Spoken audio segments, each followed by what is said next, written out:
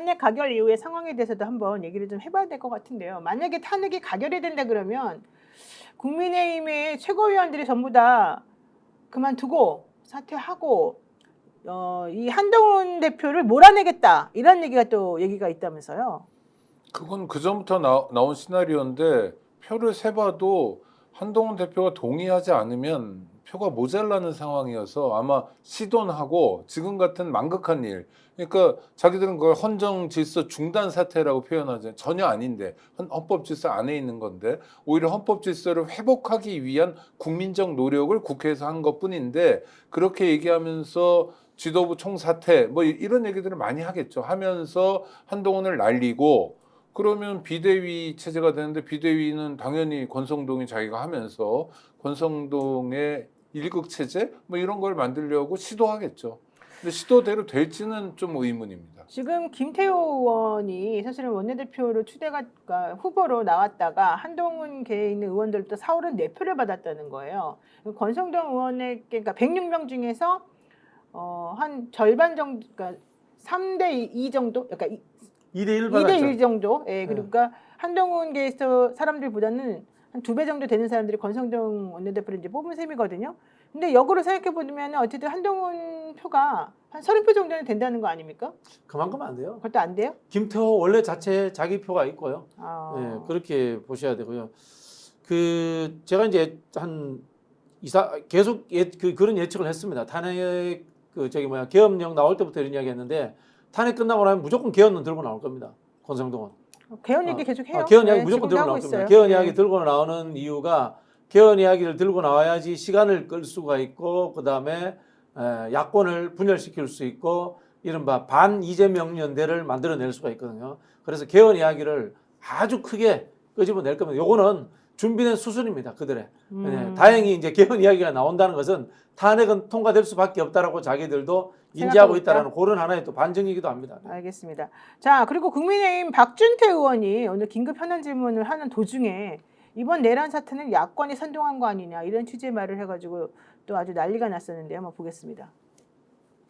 야권 일각에서 여당에 대해서 내란 동조자 내지 공범이라고 선동하면서 혼란을 부추기고 있습니다. 매우 유감스럽습니다. 이러한 사실을 다 알고도 야당은 국민의힘을 계엄에 동조한 정당이라고 주장합니다. 나라를 더 혼란스럽게 하는 허위 선동입니다. 의장께서 먼저 전화를 주셔서 본회의 개의를 1시로 앞당기겠다 말씀했다고 합니다. 추경호 원내대표는 저희가 들어갈 시간을 주셔야 하지 않습니까? 의장께서는 여당이 경찰한테 요청을 하는 게 좋겠다. 의결 정족수가 확보됐다. 이렇게 말씀하셨다고 합니다. 의장께서 본회의를 일찍 개의하신 것에 대해서 그 결단을 존중합니다. 적합한 판단이었다고 생각합니다. 그러나 의결 시간이 앞당겨지면서 당사의 표결을 위해 대기하고 있던 국민의힘 의원 다수는 50여 명은 표결에 참여할 기회가 없었던 것입니다. 그러니까 박준태 의원이 하고 싶은 말은 추경호 원내대표가 그날 시간을 왔다 갔다 하면서 또 내지는 그 당사로 오라 그랬다가 뭐 국회로 오라 그랬다가 일부러 그렇게 하면서 방해한 거 아니냐. 국민의힘 의원들이 해산 표결에 참석하지 못하도록 한 거 문제다. 이런 취지의 얘기가 이제 있으니 그게 아니다. 니네가 지금 잘못하고 있는 거다. 뭐 이런 주장을 지금 하고 있는 거죠. 쉬운 속담으로 말씀드릴게요. 똥낀 놈이 성질 낸다라고. 방귀 낀 놈이 아니라. 키가 작아가지고 말이 안 나옵니다. 아니 진짜. 우리 어디서 저런 사람을 데려다가 국회의원을 시켜놨는지 진짜. 저 국회의원의 이름이 박준태라는 거 오늘 정확히 알게 됐는데 네네. 낯은 이거요. 저 사람이 누구냐면 추경호 씨가 얘기할 때 그 뒤에 눈 크게 뜨고 서 있는 병풍 역할을 하는 사람이거든요. 네. 늘 저 양반이 늘 있어요. 그러니까 원내 대표 뭐 부대표든 뭐 뭔가 같은 어떤 소임이 있었나 봐요. 그러니까 박준태 씨가 하고 싶은 얘기는 추경호가 하고 싶은 얘기를 하는 겁니다. 대신해 주는 거죠. 네, 그렇죠. 이 사람들은 계엄 해제 요구가 통과되지 않도록 대놓고 해박 났는데 그러니까 이제 형사처벌의 위험에 처해 있잖아요. 그게 아니라는 걸 묘하게 희한하게 뒤섞는 거죠. 저런 걸 보고 적반하장이라고 그런 거예요. 도둑이야 하니까 도둑이 몽둥이 들고 설치는 거죠. 지금 박준태 의원이 이런 얘기도 했답니다. 의총 소집 문자를 본 의원들이 국회를 향했으나 국회 통제가 시작이 되었고 언론인 시위대가 뒤엉켜서 혼란스러운 상황이었기 때문에 국회 담을 넘지 못했다. 그러니까 한 야당 여성 의원이 저는 담 남아갔는데 왜 그걸 못 들어오셨나요? 이제 이렇게 얘기를 했더니 우리 다수 의원들이 현장 상황을 인식하고 제안을 해서 12시 30분께 비상의총 장소를 당사로 재공지해서 우리끼리 다시 한번 얘기를 하려고 했었던 것이고 실질적으로 국회에 출입을 하지 못하고 모여있던 의원들 20명이 당사로 이동을 하고 이랬던 것이다. 뭐 그러면서 허위 주장을 즉시 사과하고 잘못된 주장을 바로잡아라. 추경호 원내대표를 향해서 민주당에서 계엄 당일날 광화문 리브에스를 들렸다가 용산 내란 계획 만찬을 했다고 주장하는데 이거 잘못이다. 이렇게 좀 화를 냈습니다.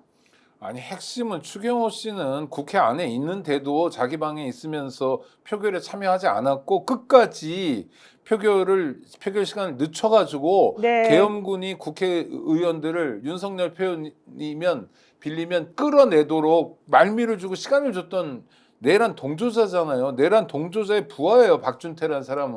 그러니까 이 사람은 염치도 없는 거예요. 이 사람들은 지금. 그러니까 반성도 없고요. 이런 태도는 뭐 조지호 경찰청장 또 갑자기 태도를 돌변한 김용현 전 뭡니까 국방부 장관 이런 사람들에게서 네. 고스란히 나타나고 있어요. 정말 나쁜 사람들입니다. 이 진짜 사람들. 이 사람들은 정말 답이 안 나옵니다. 뭐 최소한의 양심도 없는 사람들이죠. 네. 어, 뭘 저런 사람들하고 뭐 말 상대를 하면 안 됩니다. 그냥 무시해야 됩니다. 아이고 아까 말씀드린 것처럼 대한민국 한 15% 정도는 이상한 사람들이 있구나. 네. 그 이상한 사람들의 대표가 저 당에 가 있구나. 이렇게 생각하고 무시해야 됩니다. 저기 말 상대해주면 안 됩니다. 그래요? 그 정신적으로 힘들어집니다. 네. 네, 조지호 경찰청장의 변호인도 사실은 조금 오늘 좀 이상한 얘기를 많이 했는데요. 영장실질심사에 출석을 조지호 경찰청장을 하긴 했는데 질문에는 대답하지 않았고요. 국민께 하실 말씀이 있냐 그랬더니 그냥 법정으로 향했습니다. 근데 조 청장의 변호인 노정환 변호사가 조지호 청장은 계엄에 반대하고 민주주의를 지키려 한 사람이지 처벌의 대상이 아니다. 이거를 내란죄로 재판을 한다는 것 자체가 어불성설이다. 이렇게 지금 얘기하고 있습니다. 아니 그 노정환이라고 저 네. 알아요. 이 사람. 알아요? 그 어떤 경찰대 사람이에요? 6기고요. 경찰대를 졸업해서 의무복무 기간 있잖아요. 그러니까 저 옛날에 정경부대 그렇죠. 경찰대는 소대장, 이제 나라에서 요거 돈을 줘서 하는 하고 거니까. 그다음 잠깐 근무하다가 바로 의무복무 기간 끝나고 나가가지고 사법시험 공부해서 저 사시 합격해가지고 검찰에 갔어요. 그래서 경찰대 출신, 경찰 출신으로 처음으로 검사장 올랐다고 자랑하고 다니던 사람이에요. 근데 이 사람이 조지호도 경찰대 6기거든요. 동기예요. 친구여서 하는 거예요. 근데 지금 조지호를 통해서 나오는 얘기들이 정말 불량한 얘기가 많아요. 네. 조지호가 지금까지는 어디냐면 유치장에 있었거든요. 그 유치장에서 나오는 얘기가 내가 무슨 미련이 있냐. 나는 뭐 대통령이 명령서 하나 줬는데 이거 어떻게 했는지 알아? 찢었다면서요? 나는 집에 가서 아내 앞에서 찢었다는 거예요. 그걸 왜 아내 앞에서 찍습니까? 조지호는요 평생 대한민국 국민들의 사랑과 성원을 통해서 성장한 거예요. 대학교 1학년 때부터 이 사람이 먹고 자고 하는 거 다 국민 세금을 했어요. 세금이에요. 그랬죠. 경찰대. 네, 그럼요. 경찰대. 네. 옷까지 다 줘요. 먹는 것도 다 줘요. 그랬던 사람이 만약에 대통령이 그런 지시를 하고 계엄을 막으려고 했으면 어떻게 해요?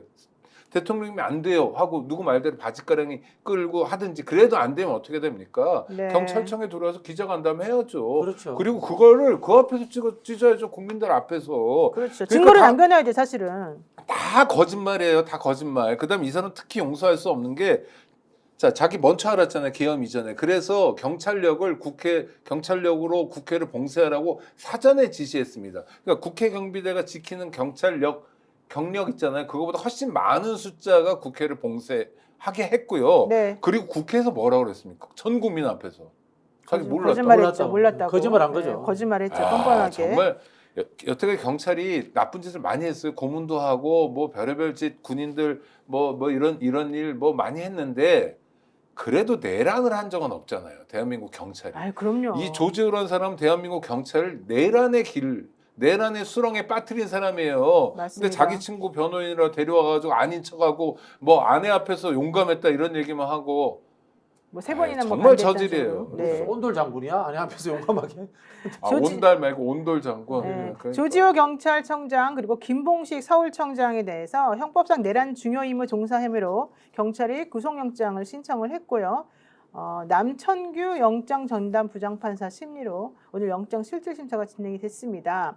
11일 날 새벽 특별수사단 조사 중에 긴급 체포된 이들에 대해서 김봉식 씨는 영장 실질 심사 출석을 포기했습니다. 그렇죠. 그러니까 전 오히려 그게 서울경찰청장이 낫죠, 사실은. 차라리 난 거예요. 아니 네. 왜냐면 자기가 내란했고 그러니까 어느 정도 중요한 임무냐는 거 따져봐야 되고 나중에 이제 수사를 그렇죠. 통해서 갈라지지만 구속은 당연한 거다 이건. 내란을 했으니까. 그래서 실질 심사를 포기하는 서울청장이 오히려 좀 공무원 같아요. 맞습니다. 전 이 사람은 오히려 모르는 사람이고 조지호는 좀 아는데 너무 실망해요 정말. 조지호 씨는 뭐 원래 그 자리에 임명될 때부터 사실은 말이 많았었습니다. 이철규가 꽂아놓은 사람이죠. 네. 네.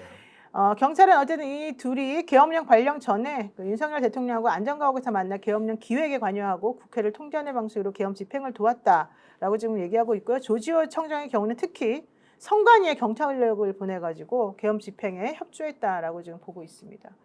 자, 어쨌든 이런 걸 보게 되면은 참 나라 꼬라지가 참 황당무계하다 이런 생각 아니할 수가 없는 상황이고요. 검찰에서는요 여인영 전 방첩사령관에 대한 영장도 지금 청구를 한 상태이죠. 검찰이 계엄 관련 사건으로 구속영장을 청구한 건 지난번에 김용현 전 장관에 의해서 지금 두 번째인데요. 여인영 전 방첩사령관은 정말 혐의가 무시무시하지 않습니까? 그러니까 좀 늦었죠. 네, 너무 늦었어요, 그거보다 생각보다. 더 큰 문제는 내란죄에 대한 수사권이 없는 검찰이 지금 주요 사건 피의자들을 하나씩 수사해 나가고 있는 거 이거 즉각 중단해야 됩니다. 그러니까 우리가 나라려면 아직도 뭐 권성동 말대로 윤석열이 대통령이라면 또는 뭐 한덕수가 국무총리라면 지금도 한덕수가 검찰의 수사 중단을 지시해야 됩니다. 요구하고요. 수사권 없는 걸 어떻게 해요? 그래서 자기들 치적을 만들어내고 이 틈에 어떻게든 좀 살아보려고 비비고 있는데 네. 어떻게 내란 사태에서 멀쩡한 공무원이 하나도 없고 멀쩡한 국가기관이 하나도 없으면 대한민국 국민들은 앞으로 어떻게 삽니까? 답답한 노릇입니다. 네. 그리고 지금 우리가 놓치고 있는 게 하나 있어요. 네.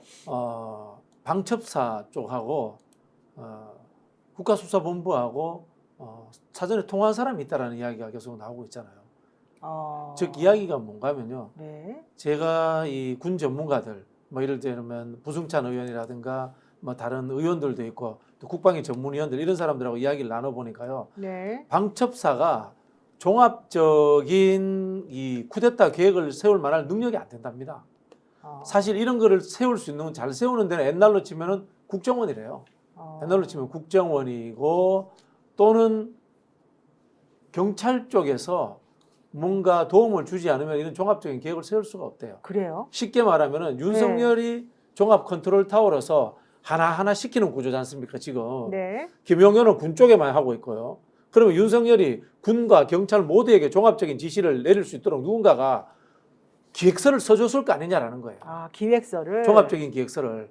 이걸 잘하는 사람이 방첩사에는 없다는 거예요. 그래서 지금 사전에 방첩사라든가 국가수사본부라든가 또는 정보사하고 소통하는 고리의 역할들 하는 사람이 있었을 것이다. 네. 즉 주요 쿠데타 참가자들이 모였던 회의에 그 실무를 해준 사람이 누구냐라는 이야기를 지금 하고 있고요. 그 사람을 찾아야 된다는 이야기들을 지금 물밑에서 상당히 많이 하고 있습니다. 스픽스는 말하는 언론입니다. 대세는 유튜브, 그중에서 스픽스. 좋아요, 댓글, 구독, 알림 설정. 여러분이 저희를 사랑해 주시고 우리가 여러분을 사랑하는 4가지 방법입니다.